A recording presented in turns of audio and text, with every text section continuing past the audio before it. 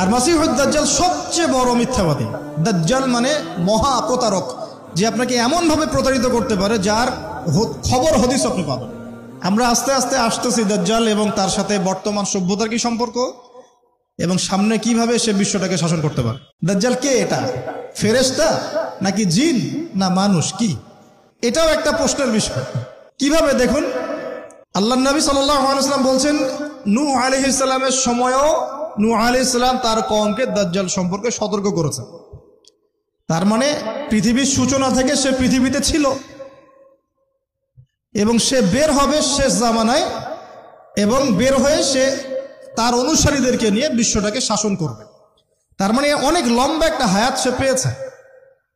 কোন জাতি এত লম্বা হায়াত পায় বলেন তো? কোন জাতি মানব জাতিকে এত লম্বা হায়াত পায়? এই একটা মিস্টেরিয়াস ক্যারেক্টার দাজ্জাল। সে কি? তারপরে দেখুন, নবী সাল্লাল্লাহু আলাইহি ওয়াসাল্লাম একটা হাদিসের মধ্যে বলেছেন যে তাকে ওই তামিম দারির ওই দ্বীপে বন্দি করে রাখা হয়েছে। আপনারা হাদিসে জানেন, অনেকে জানেন। দ্বীপে বন্দি থাকা অবস্থায় তাকে সাহাবীরা দেখেছেন অনেক বিশাল আকৃতিতে, ঠিক আছে?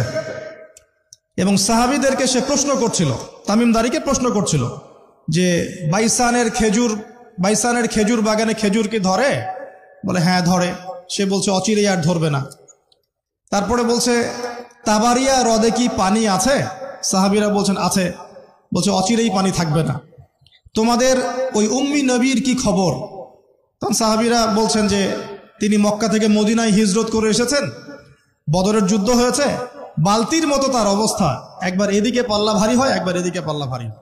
মানে বদরে জিতেছেন, উহুদে বিপর্যস্ত হয়েছেন। তখন এই ব্যক্তি বলছে যে তোমাদের জন্য উত্তম হবে ওই ব্যক্তির অনুসরণ করা।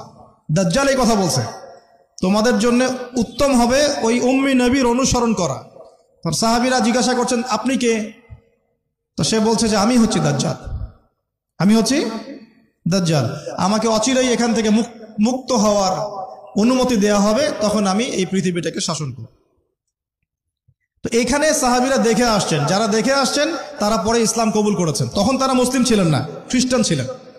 কথা বুঝতে পারছেন? তাহলে এখানে আমরা তাকে একটা বিশাল দেহি দেখলাম, শিকল দিয়ে বন্দী। আবার নবী সাল্লাল্লাহু আলাইহি ওয়াসাল্লাম একদিন মদিনার মধ্যে উমর রাদিয়াল্লাহু আনহুকে নিয়ে হাঁটছেন, সহিহ মুসলিমে আছে। খবর পাওয়া গেল যে মদিনায় একটা যুবক ছেলে আছে, ইহুদি মায়ের সন্তান একটা যুবক ছেলে, যার চুলগুলা কোকড়ানো, চোখটা একটু ফোলা, যার আলামতগুলো দাজ্জালের সাথে মিলে যাচ্ছে। তখন নবী সাল্লাল্লাহু আলাইহি ওয়াসাল্লাম ওমর ইবনে খাত্তাবকে নিয়ে ওদের বাসায় গেলেন। দেখলেন খেজুর বাগানে সে বসে আছে, মনোযোগ দিন। এবার নবীজি গিয়ে বললেন যে তুমি কি দেখো? সেই ছেলেটা বলছে আমি আরশ দেখি। আরশ বোঝেন? সিংহাসন। কোথায় তোমার আরশ? সেই ছেলে বলছে পানির উপরে। কোথায়? পানির উপরে। নবীজি বলছেন তুমি তো তাহলে শয়তানকে দেখো। নবীজি বলছেন তুমি কি বিশ্বাস করো যে আমি শেষ নবী? সেই ছেলে বলছে আপনি কি বিশ্বাস করেন যে আমি নবী? কি বুঝতে পারছেন কথা আমার? নবীজি বলছেন তুমি কি বিশ্বাস করো যে আমি শেষ নবী? সেই ছেলে বলছে আপনি কি বিশ্বাস করেন যে আমি নবী? উমর রাদিয়াল্লাহু আনহু তরোয়ালের খাপ খোলা সারা। তিনি বললেন যে ইয়া রাসূলুল্লাহ অনুমতি দেন, এর গর্দানটাকে নামাই দিই, বেয়াদব, আপনার সাথে বেয়াদবি করছে। তখন নবী সাল্লাল্লাহু আলাইহি ওয়াসাল্লাম বললেন দাহু ইয়া উমর, তাকে ছেড়ে দাও। যদি সে সত্যিকার অর্থেই দাজ্জাল হয়ে থাকে, তুমি উমর তাকে হত্যা করতে পারবে না। কেন হত্যা করতে পারবেন না? কারণ দাজ্জালের নিহত হওয়া লেখা আছে ঈসা আলাইহিস সালামের হাতে। কার হাতে? ঈসা আলাইহিস সালাম যখন আসবেন, এই প্যালেস্টাইনের বাবে লুদ নামক জায়গায় দাজ্জালকে মারা হবে। ঠিক আছে কথা? তাহলে ওমর তুমি তাকে হত্যা করতে পারবে না। আর যদি সে দাজ্জাল না হয়ে থাকে, নিরপরাধ মানুষকে হত্যা করে কোনো লাভ নাই। এখানে চান্স নেওয়া হলো 50-50। এক হাদিসে আপনি দেখছেন নবীজি বলছেন নূহ আলাইহিস সালাম তার কওমকে দাজ্জাল সম্পর্কে সতর্ক করেছেন। এক হাদিসে নবীজি বলছেন সে বের হলে 40 দিন বিশ্ব শাসন করবে। প্রথম দিন 1 বছর, দ্বিতীয় দিন 1 মাস, তৃতীয় দিন 1 সপ্তাহ, বাকি দিন আমাদের মতো। আরেক হাদিসে নবীজি বলছেন তামিম দারি দেখে এসেছে তাকে কোথায়? দ্বীপে বন্দী অবস্থায়, সে ছাড়া পাবে অচিরেই।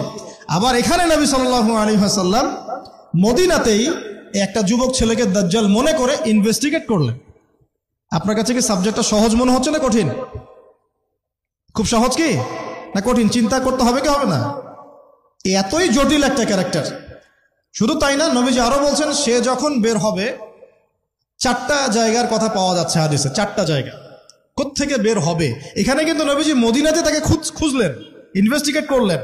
আবার আরেকটা হাদিসে নবীজি বলেছেন সে যখন বের হবে শেষ জামানায়, তখন মক্কায় ঢুকতে পারবে না, মদিনায় ঢুকতে পারবে না।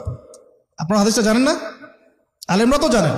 মক্কাতেও ঢুকতে পারবে না, মদিনাতেও ঢুকতে পারবে না। খোলা তরোয়াল নিয়ে ফেরেশতারা দাঁড়িয়ে থাকবেন।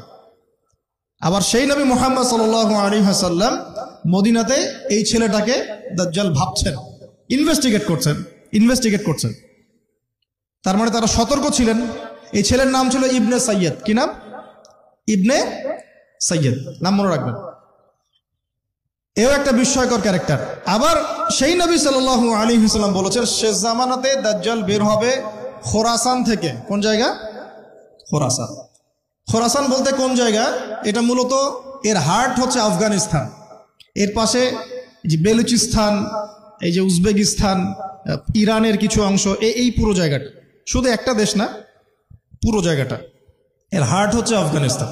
খোরাসান থেকে বের হবে। আরেক হাদিসে নবীজি বলছেন সে ইস্পাহান থেকে বের হবে। কোন জায়গা? ইস্পাহান এখন ইরানে।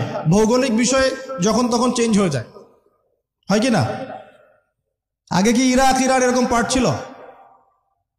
আগে কি এভাবে এই 52টা দেশের ভাগ ছিল? লেবানন, জর্ডান, সৌদি আরব, ইরাক ইরান এরকম ভাগ ছিল না। এক অঞ্চল ছিল শাম, একটা হেজাজ, একটা নাজদ, এরকম আর কি ভাগ ছিল। তো এটা চেঞ্জ হয়। তো ওই হাদিসে আসছে ইস্পাহান থেকে একটাতে, আরেকটাতে আসছে ইরাক এবং শাম। শাম বলতে বোঝাচ্ছি এই পুরো প্যালেস্টাইন, লেবানন, জর্ডান, পুরো অঞ্চলটাই শাম। আর ইরাক তো আপনারা জানেন। ইরাক এবং শামের মাঝখানের একটা রাস্তা থেকে বের হবে। 3টা জায়গা। আরেকটা 4 নাম্বার খাল্লা নামে একটা জায়গা থেকে সে বের হবে। আর এই খাল্লা আপনি গুগলে সার্চ দিয়ে পাবেন না। গুগলের সাথেও দাজ্জালের অনুসারীদের একটা সম্পর্ক আছে, আপনার ফেসবুকের সাথেও আছে, প্রযুক্তিগুলোর সাথেও আছে, নিউক্লিয়ার ওয়েপন্সের সাথেও আছে, বর্তমান ব্যাংকিং সিস্টেমের সাথেও আছে, এবং বর্তমান গ্লোবাল পলিটিক্যাল অ্যাফেয়ার্সের সাথেও দাজ্জালের অনুসারীদের সরাসরি সম্পৃক্ততা আছে। আমি বলি নাই দাজ্জালের সম্পৃক্ততা আছে, দাজ্জালের অনুসারীদের সরাসরি সম্পৃক্ততা আছে। এটা বোঝার জন্য আপনাকে সূরা কাহাফ পড়তে হবে। কেন সূরা কাহাফ? কারণ সূরা কাহাফ পড়লে আল্লাহ আপনার ভিতরের চোখ খুলে দিবেন ইনশাআল্লাহ। এখন আপনার ভিতরের চোখ বন্ধ। কেন বন্ধ? বিকজ আপনি প্রত্যেক জুমায় সূরা কাহাফ পড়ছেন না। যখন প্রত্যেক জুমায় সূরা কাহাফ অর্থসহ পড়বেন বা অ্যাটলিস্ট তেলাওয়াত করবেন, দেখবেন ইনশাআল্লাহ আল্লাহ আপনার ভেতরের চোখ খুলে দিবেন। তা দাজ্জাল সাবজেক্টটা কি জটিল মনে হচ্ছে না সহজ মনে হচ্ছে? জটিল। এখন এত জটিলতায় আমরা গেলাম না, আমরা সহজ জায়গায় থাকি। সহজ জায়গাটা হচ্ছে সে বিশ্বটাকে শাসন করবে, এবং ন্যায় বিচারের ভিত্তিতে শাসন করবে কি? উত্তর না, সে সারা বিশ্বে ফিতনার ফাসাদ সৃষ্টি করবে। যারা তাকে ফলো করবে সে তাদেরকে সমৃদ্ধি দিবে, যারা তাকে ফলো করবে না সে তাদেরকে দুর্ভিক্ষ দিবে। বলা হচ্ছে সে খোদা দাবি করবে, সে নিজেকে খোদা দাবি করবে, বলবে আমি মাসিহ। আমি কি? মাসিহ মানে ত্রাণকর্তা।